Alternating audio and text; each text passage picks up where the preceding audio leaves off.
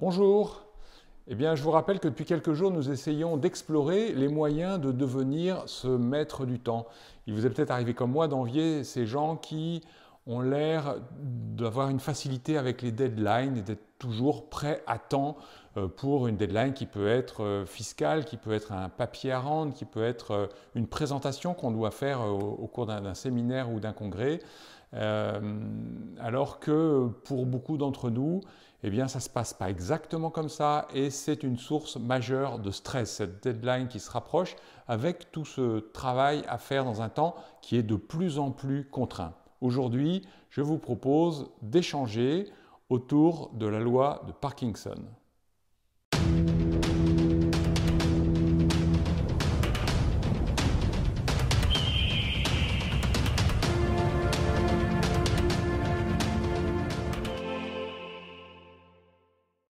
Bien, donc aujourd'hui, nous allons parler de la loi de Parkinson. Auparavant, je vous rappelle qu'on a déjà traité la loi de Murphy, la loi de Pareto, la fameuse loi des 20 à 80. Si vous ne les avez pas vus, vous pouvez retrouver ces épisodes sur notre chaîne YouTube.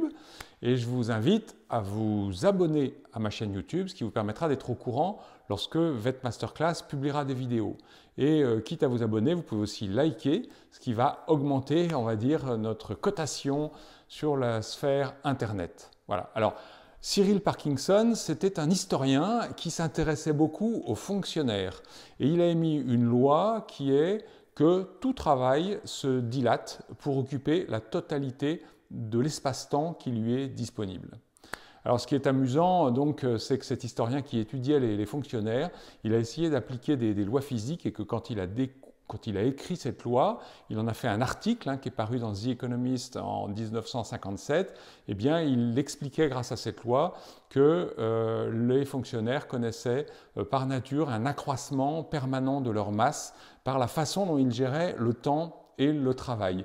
Et accessoirement, il a écrit d'autres lois qui sont amusantes, comme la loi de la futilité. Et dans la loi de la futilité, il explique qu'en fait, le temps passé dans les administrations est inversement proportionnel à l'importance de ce qu'ils sont en train de traiter. Et il prend l'exemple d'une centrale atomique dans laquelle les gens avaient passé plus de temps à discuter du local à vélo pour le personnel que de problèmes vraiment critiques au niveau atomique.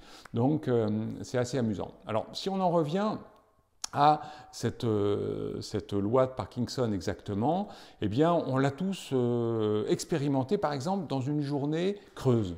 Une journée où on n'a pas énormément de travail. La veille, on pense à sa journée, on se dit oh, j'ai 3 rendez-vous, etc. Je vais finir de bonne heure demain. Et puis en fait, demain, ben non, on ne finit pas de bonne heure, on finit quasiment à la même heure que d'habitude, alors qu'on a effectué beaucoup moins de travail, de visite, etc. Ça, c'est une illustration du temps de Parkinson qui fait qu'en fait, on a dilaté le travail pour occuper le temps qui était disponible. On peut en avoir une autre expérience si par exemple on a un article à rendre ou une présentation à faire en congrès, c'est un sujet que je connais très bien, eh bien si on s'y prend très longtemps à l'avance, on va mettre des heures et des heures et des heures à avancer sur le dossier, donc on va affecter un temps à cette tâche qui est énorme, alors que si on s'y prend au dernier moment, alors peut-être qu'on va y laisser quelques nuits blanches, mais on va faire en quelques heures ce qu'on aurait fait en s'y prenant longtemps à l'avance en quelques semaines.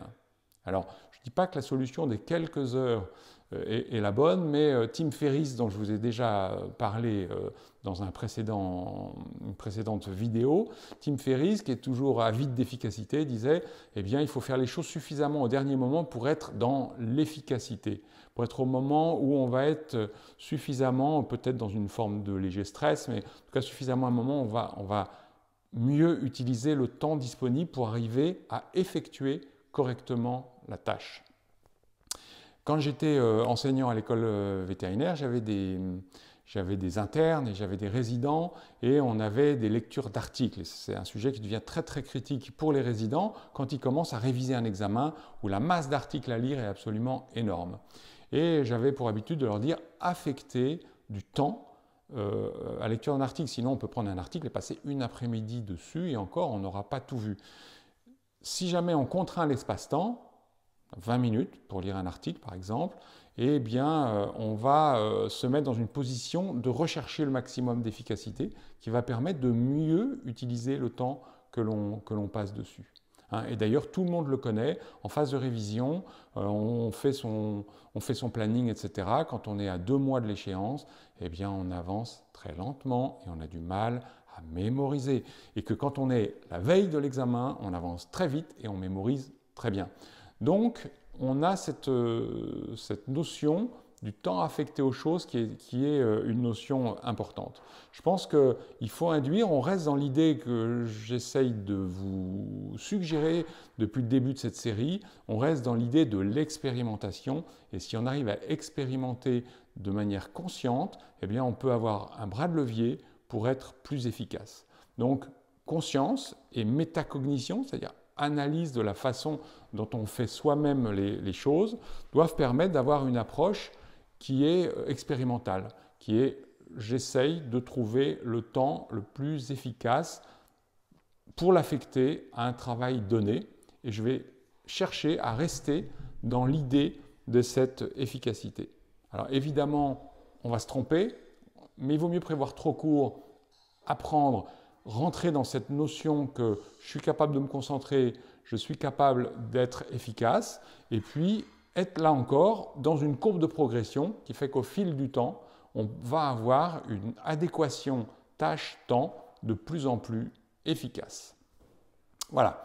Alors n'hésitez pas à me dire et à me partager ce que cette loi de Parkinson vous inspire et je reviendrai vous voir avec la prochaine vidéo pour découvrir un nouveau principe sur lequel on peut se challenger sur la gestion que l'on a de son temps. À bientôt!